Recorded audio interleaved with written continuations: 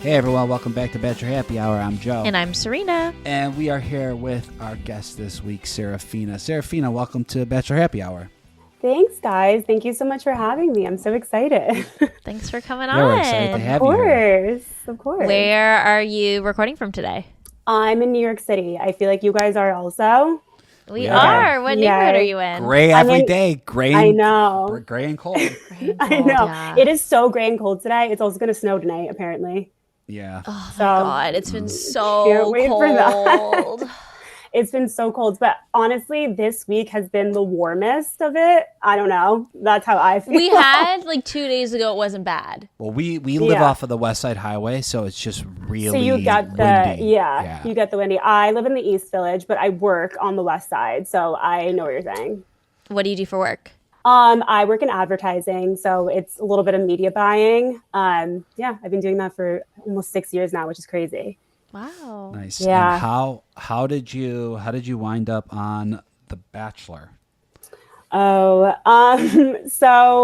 I signed up myself. I know, and this is no shade to anyone. I know a lot of people Serena are signed up herself. I signed up myself too, okay? So I'm here to break. I feel like girls always come on and they're ashamed of the fact that they didn't come on, get nominated or scouted by casting. So you know what? No shame in signing up yourself, okay? No one was looking for me. No one DM'd me. Yeah, on Kelsey Instagram. Anderson signed herself up too, okay? Look at where she is now. Snaps Engaged for the and in girls love. to sign up for themselves. We Snaps really for the girls.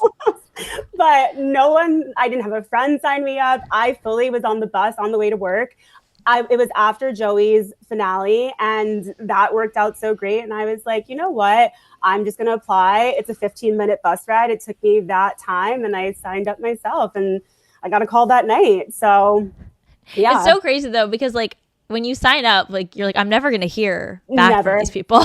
Never hearing. I was like, this is going into the abyss. And I found out that night. And then I had interviews throughout the past couple weeks. And it was crazy. It goes so quickly also.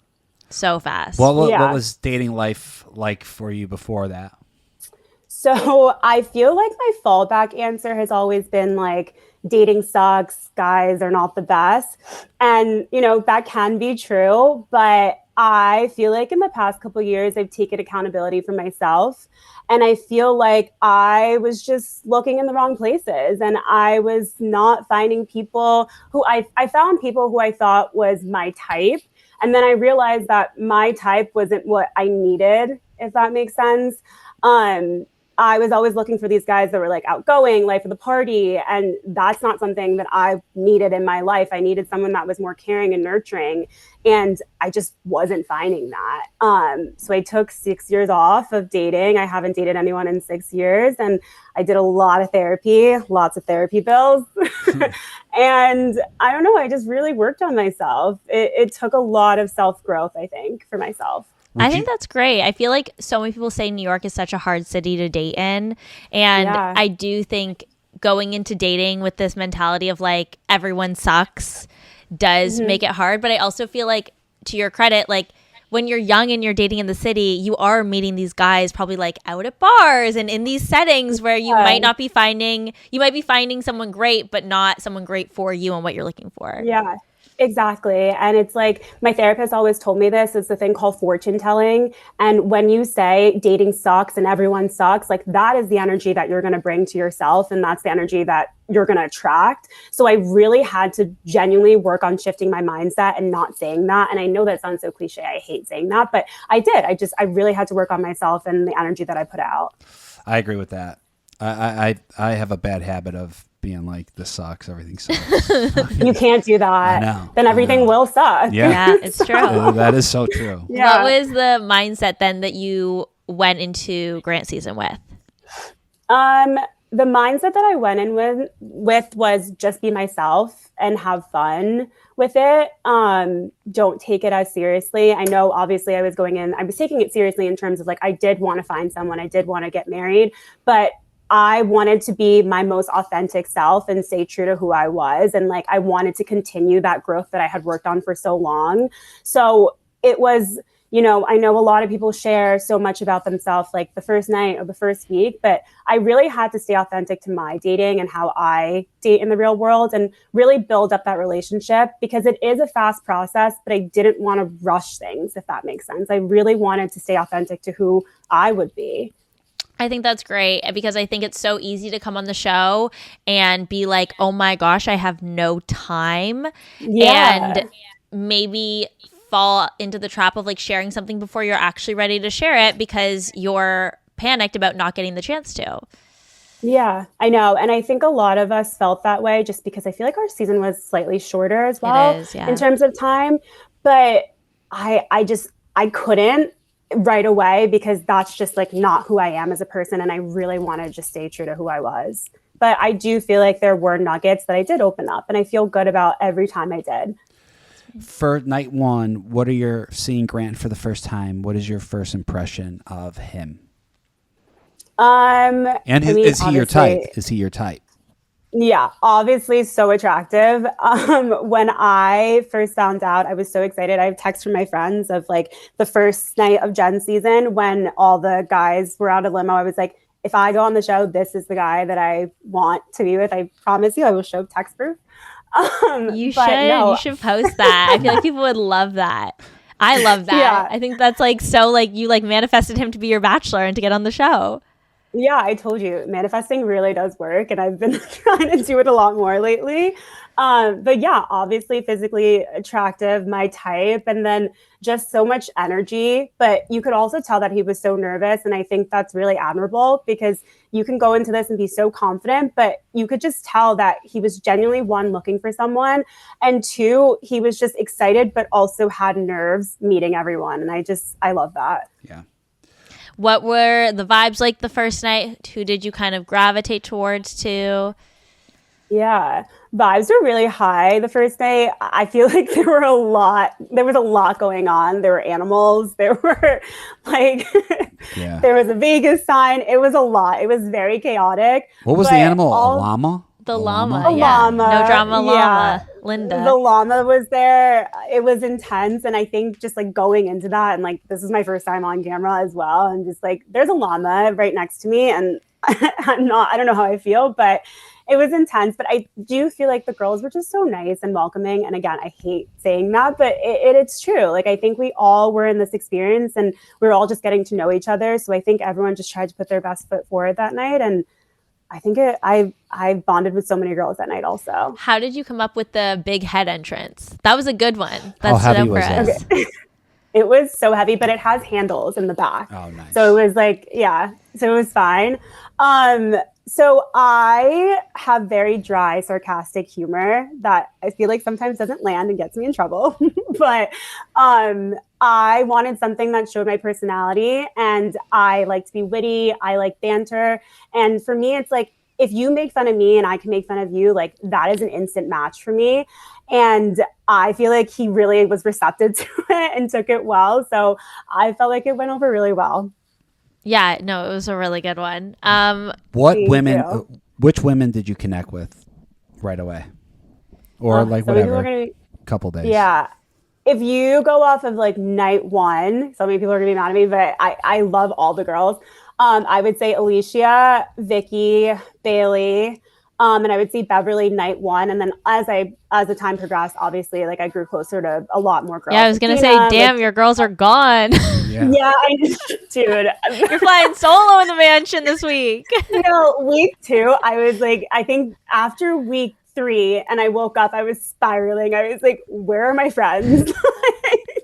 That's hard. That's hard. Yeah, I was so mad at Grant. And I feel like you guys know what I'm talking about. It's like, obviously you're there for them, but these are your support system in that house, because you're cut off from your friends and your family. And these are the girls that, as weird as it is, like you're dating the same guy, they're the only people who can relate to what you're going through at that moment. So losing your friends is like, what the hell am I going to do today? Who am I going to talk to? Who am I going to have breakfast with?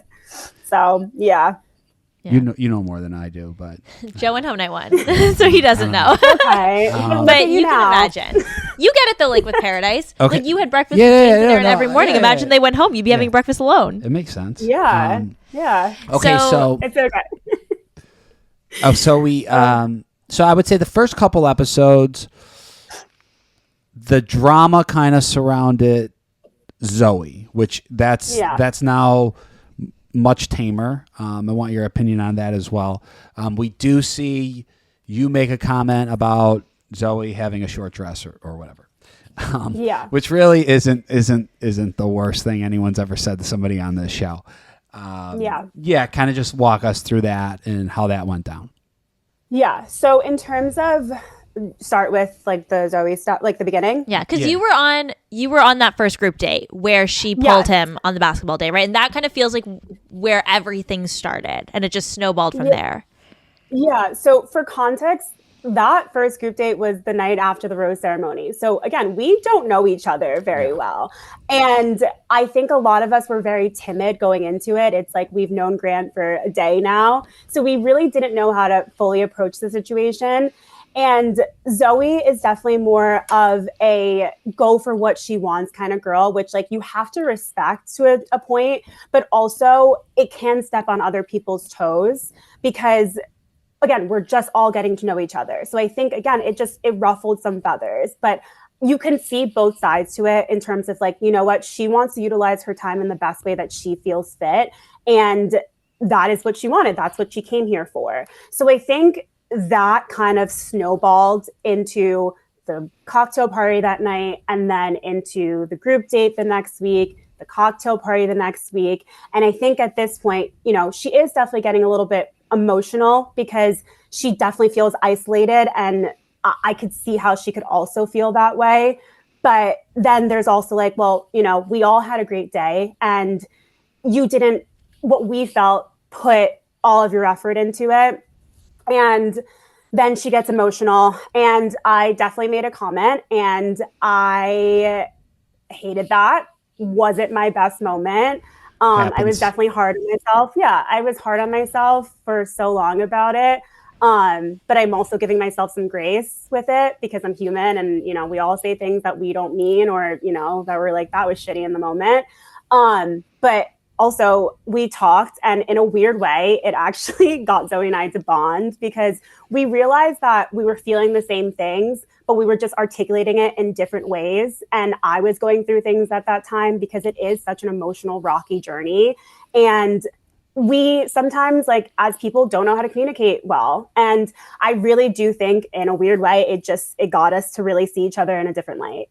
Oh, that's good. Yeah, I was going to ask you, I feel like this kind of ties into this part of the story. We see Alex cuddling her llama, crying her eyes out about, you know, Zoe and how the girls have kind of tried to connect with her and there was this struggle there. Do you feel like there was this kind of maybe tension or like inability to connect with Zoe maybe those first few weeks, that once you were able to have that breakthrough moment helped the drama with Zoe moving forward?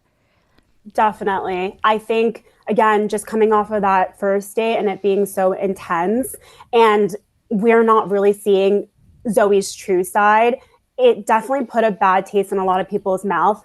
And I think it was really hard for her to recover from that. It's like when everyone's mad at you to an extent, and then you try to like crawl out of the grave, it's very hard. Yeah. So I think both of us being at a vulnerable level at that point, we were finally able to just like say like, okay, what are you going through? What am I going through? Like, it seems like we're going through the same thing, but we're just not saying it in the same way. Right. And you're responding to it like with your actions differently as well, right? Because we do see her steal time from Allie Joe twice, which, you know, that was her approach, not your approach. And there's kind of that like, you know, I don't know why you're doing that, but, you know, you're all just trying to get the same end goal as much. But it also probably makes it hard in the beginning because it seems like you were close with Allie Joe to maybe want to trust Zoe in the beginning as well. Yeah, I think at that time it's like being on that date, we all kind of bonded in that sense. So it's like, yeah, I was definitely felt slighted because she did steal him during the time on the basketball date. So that sucks. And again, it is such limited time. I don't think people realize that. So in that moment, I definitely, I could see where Allie Joe was upset. But then it's a really difficult situation. It's, you could see both sides of it. Okay, so now let's jump to the Carolina of it all. So at this point in the show, which we're on episode 4, what is your take on Carolina? Because what we figured out, what we believe is the issue is Carolina got one-on-one time. A lot of the other women in the house didn't get that one-on-one time. Carolina is very negative about the whole situation and that she just still doesn't really know Grant, and all the other women are like, well, we didn't even get that time that you got, so fuck you. Essentially, yes. Yeah. So what is your take on it all? Listen, I don't know the full story at that point of what's going on, and I will just sum it up in terms of like, it is a huge game of telephone. It's like, we don't know exactly what was said. And I think she felt a certain way after her date, but I do feel like she should have kept that to herself, because when you feel a certain way and you communicate it to other girls who haven't had time with it, you're in a sense poisoning the well, because we have not had time with him and we have not gotten to know him. So you having a negative perception is going to make our heads all think, okay, well, is this going on? Is he like not? And I just like didn't think that was fair in that moment to do. Sage Customer Stories with Michael Smith, SVP of Finance. They think I'm a wizard. Finished boyfriend. And some. Yeah, take a minutes, but don't worry. Last. Listen to cancellation. We sift on the iHeartRadio app, Apple. To a longer, healthier life. I know. Sadly, Beverly did go home. Like, so much love for her. Honestly, truly. 3 people on it. Yeah, 100%. And it was you were on a group date where there was only 3 women. Yeah. Yes, I think the that's Vanderpump Dogs.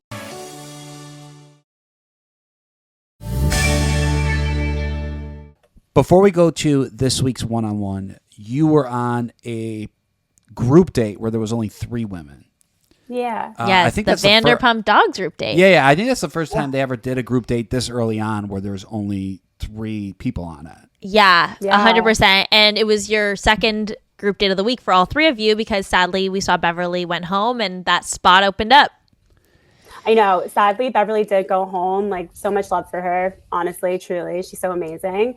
But yes, a spot did open up, and that is my dream date. I love dogs, 1. And then 2, meeting Lisa Vanderpump was a dream. I'm a huge Vanderpump Rules fan.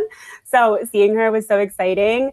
But yeah, it's just like really special. Like, again, we had such limited time. So also having that little extra time that week was just really beneficial. And I really feel like Grant and I had a great conversation in terms of like me not feeling like I'm opening up fully. Like I said, it was really hard for me from the beginning.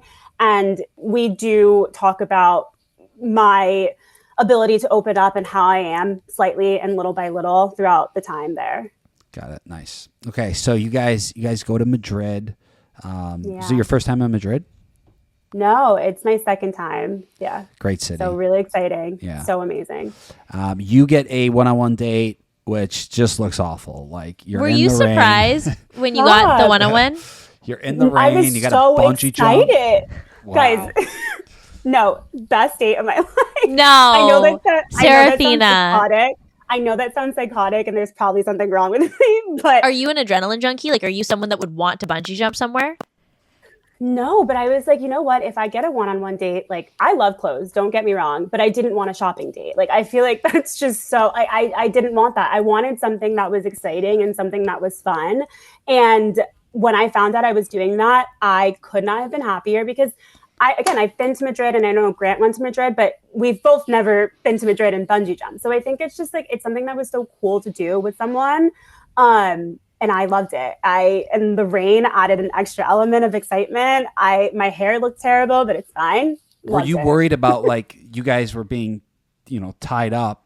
Were you worried like your head was going to hit his head or anything like that? No, but I did ask her if anyone has ever done this in the rain, and she said she didn't think so.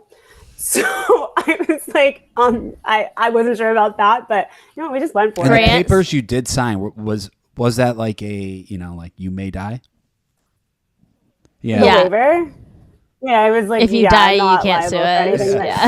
Yeah, you can't sue essentially. And she was like, yeah, you'll be fine, I think. Oh my gosh. Grant was freaking out though, wasn't he? He was freaking out, but I was just like, I need a hair tie and I'm ready to go. Like, I was so excited to do it. I feel like that's a good thing. You need it to balance out on dates like that. You can't both be totally freaking out. I mean, you can, but it's a lot harder. Yeah. And honestly, like throughout all of this, he's made me feel so comfortable and so confident and so safe that it was really nice to kind of reciprocate that in that time, because I genuinely, I mean, I was afraid, but I didn't outwardly show it, because I think if both of us freak out, it's just a mess. So I'm really happy I was able to internalize that a bit. What were your goals or intentions going into your one-on-one date? What were you hoping for? To fully open up. I think that, you know, we had small nuggets of, you know, opening up and little things that we spoke about, but I really feel like I wanted to scratch more of the surface during this time. Because again, it's really hard when, you know, it's shuffling girls and you only get like a few minutes. And this was genuinely time where I could sit down and actually have a conversation with him and just feel comfortable and not like, you know, a girl's coming around the corner in 2 minutes. So I feel like we really needed this time, especially like hometowns being in 2 weeks. They're in 2 weeks. Not to get off of this topic, but jumping back or just going back to the group date, were you at all worried that since you were on a smaller group date, that may take you out of the running for a one-on-one date? Definitely, because at that point it was 14 girls and then it goes down to 10, and it's so crazy to even say this, but at 10 only 3 girls have had a one-on-one date. Wow. So that's insane. And then again, hometowns being in 2 weeks, it's like the chances of you getting a one-on-one are very slim. So when you do get it, you're so lucky for that time and so fortunate for that time. So then I think that goes back to the Carolina stuff where it's like, you know, when you do have that moment, appreciate it, if that makes sense. And were you surprised that you got the one-on-one date this week? Because I was saying, you know, we saw you, Latia, and Dina were on that small group date, and then Latia got that night portion, and then we saw you and Dina got that one-on-one date. So if I'm in your shoes, when Dina gets that first one-on-one, I'm probably thinking like, it's not going to be me. Like, I'm not also and if it's not you, it's almost like you're going home, because he chose 2 women from the group date and then not you. I'd be freaking out. No, I was tweaking. I was like, I came all the way to Spain. Like, I think I had 4 sangrias at lunch. You're like, it's over for me. I was like, you know what? I'm in Spain. I'm just going to drink as many sangrias as possible. And like, I was tweaking. But no, I mean, it really does take patience at that point. And everyone's probably like, why is this girl freaking out? But yeah, to your point, it's like, you know, that we had the group date, Latia gets one and then Dina gets one. And then you're like, okay, well, what about me in that sense? But no, I mean, I just had to wait that night. And that just shows how much I am as a person too. I never realized. So then we jump to the night portion of the date, and it's going, I mean, my point of view, it's going really well. Yeah, it seemed to be going great. And it seems like you guys were both really able to connect on your relationships with your mom. We loved the moment that we saw between the two of you. You know, obviously you got really deep, but this was a little bit more of like a lighthearted. Well, he's like, well, when I go to make out with you, you're not really like into it. So like, what the fuck? And he's like trying to like unpack like what that means about you as a person. And you're like, I just don't want my mom to see me kissing you. It's not that deep. Stop. So I didn't feel that way in the moment, but like, okay, for context, when you are kissing on camera, it's a camera crew, all of America, your producer who you've become close it's awkward. It's awkward. Yes. It's awkward. It's awkward. It is I used to sometimes be like, could you guys back up? Like, I'm trying to pretend you're not here and I can't. Like, can you back up? It's hard. It's uncomfortable. It is so hard, and it's like nothing against. And I also am really weird about PDA as well. So this is PDA to the 11th degree. And I felt so bad in that moment because I'm like, I promise you, it is not you. It is just my mom is watching right now. And like, you have that in the back of your head. Yeah, which is like, why am I thinking about my mom? But I get it. That was so funny. Yeah. Did that land with him though? Do you think he was like, okay, that makes sense? No, I think it totally made sense, especially because I've talked so much about my mom, and like for context as well, my family did not want me to do the show. They were very against it. I don't think reality TV was in their cards for me. But I think eventually they were like, you know what, if this is what you want to do, as long as you show yourself in a way that you're proud of at the end of the day, go for it. So I think he understood that, like my hesitation at times. But no, it's not that I don't like making out with him. It's just that I am afraid of my mom when I come home. It's understandable. Out of all the conversations you guys had on your one-on-one, was there one that stood out as being the most impactful or the most meaningful?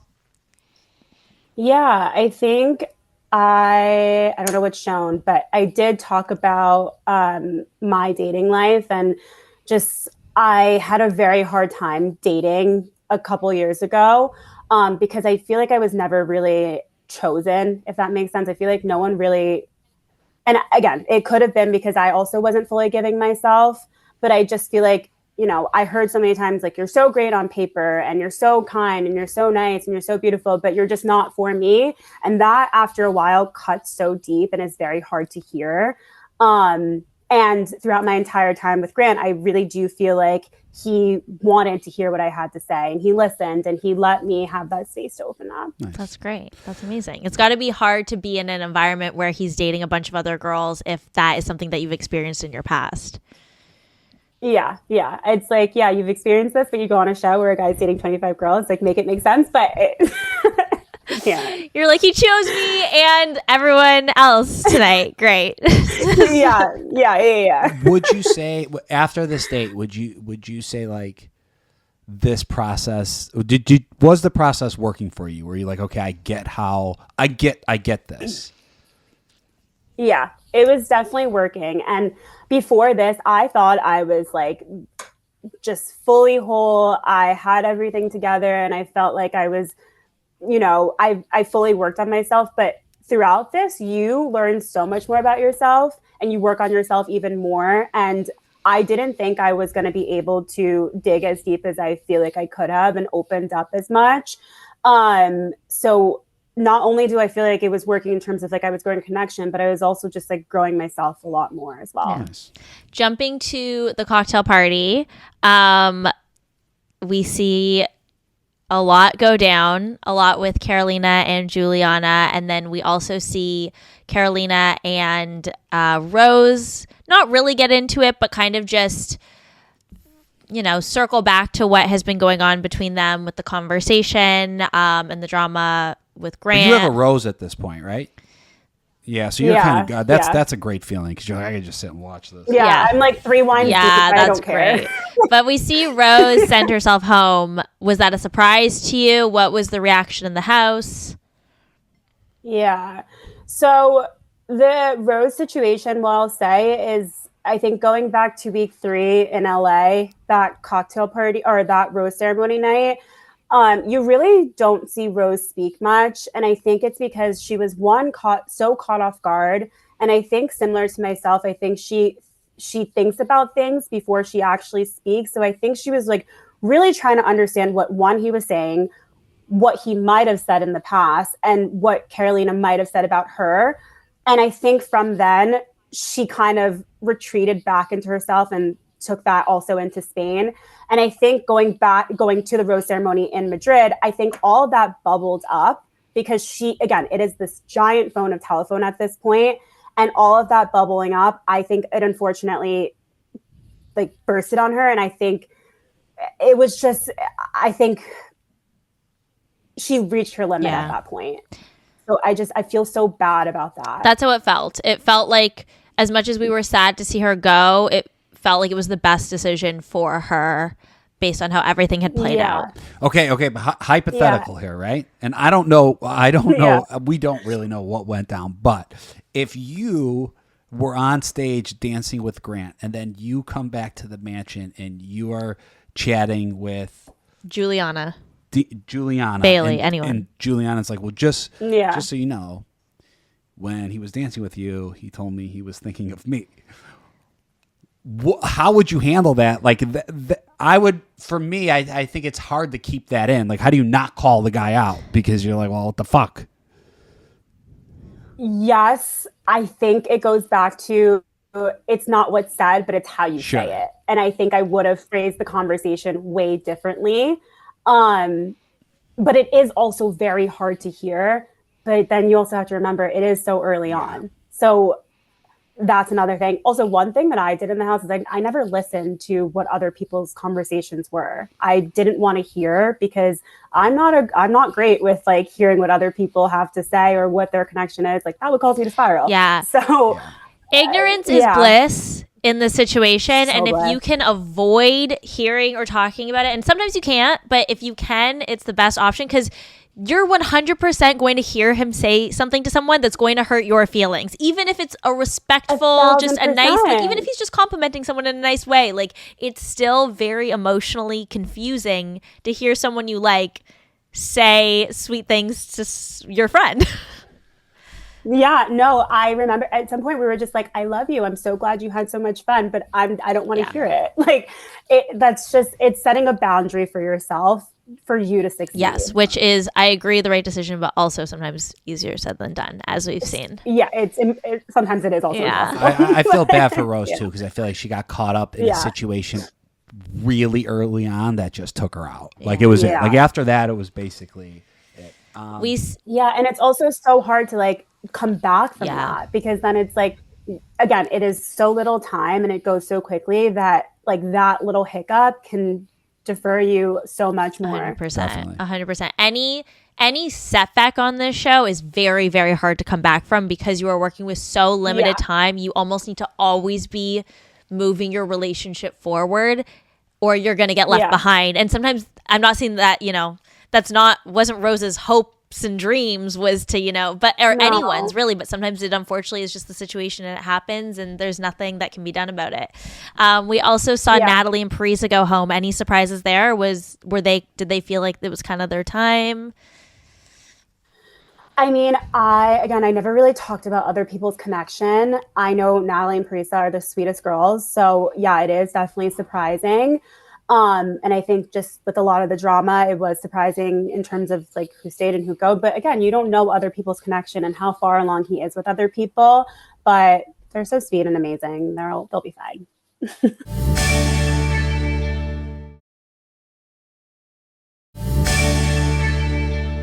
We're going to play a little game. Before we do, can you tease next week? A little bit jaw-dropping. A little bit jaw-dropping. Okay. Jaw-dropping. All right. Yeah. I like that. Okay, we're going to play a quick game, rapid fire. Get to know Sarafina. You ready? Yeah. What's your love language? Quality time. What is your go-to drink at a bar? White wine, preferably sincere. Who is someone that inspires you? My sister. What music artist would you love to see perform live? I've seen him like 5 times, but Drake. If you were stranded on a deserted island and could only bring 2 girls from your season, who would you bring? 2 girls. That's all you get. Okay. Dina, because she would get me out of any situation. Truly. She's so smart. And then Latia, because she makes me laugh so much. What is your dream vacation destination? I really want to go to Africa. Favorite comfort movie or TV show? I love rom-coms. How to Lose a Guy in 10 Days. Good one. My favorite. How do you unwind after a long day? I light a candle. I take a shower and I watch a show.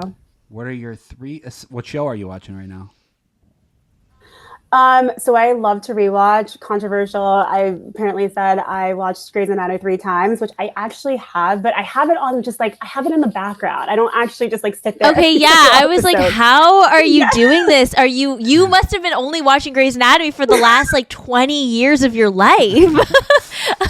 No, I just have it on in the background. Like if I'm working, it's on. But like, yes, I do watch it quite often. I've never seen one episode of Grey's Anatomy.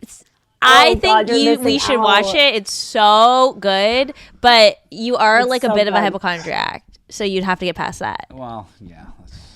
If we're going to like the ER every single night, Joe's like, I have that.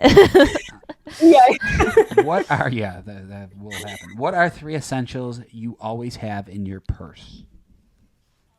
Oh, lip gloss, hand lotion, and I'm trying to think what else. Also floss, because I go out for dinner a lot and I hate when there's like stuff stuck in my teeth and I go out for the night. Joe is a huge there's floss, not the strands, but like the little packets of floss are everywhere in our apartment. I find them everywhere. Yes, you have to get the picks. Those really, you can get into it with that. If you're a grown up and you don't floss, I have a problem with that. No, it's disturbing. And if you could describe Grant's season in one word, what would it be?